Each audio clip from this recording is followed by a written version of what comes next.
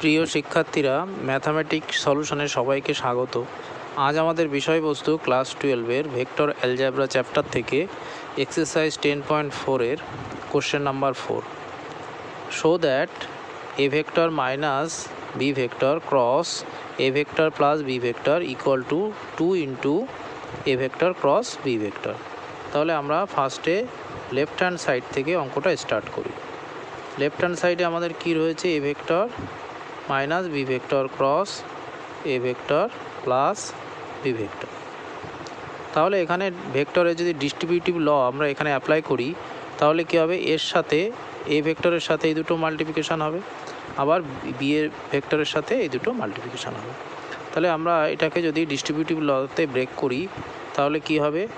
A vector minus B vector into A vector plus A vector minus B vector into B vector.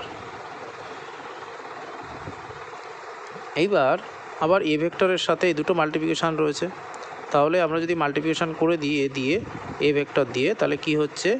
A vector cross A vector minus B vector cross A vector plus A vector into cross B vector minus B vector cross B vector.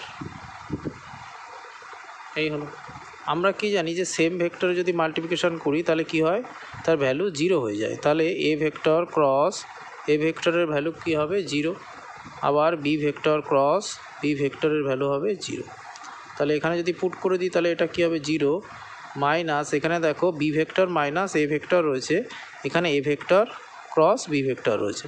তাহলে এটাকে আমাদের same আনতে গেলে আমাকে এটাকে পজিশানটাকে change করতে হবে।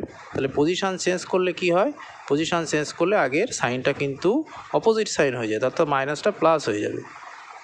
Position change করে দিলাম, A vector cross B vector করে দিলাম plus A vector cross B vector.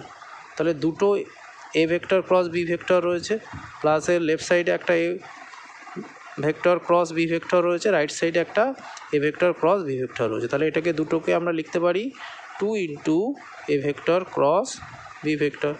এটাই রাইট হ্যান্ড সাইড প্রুফড।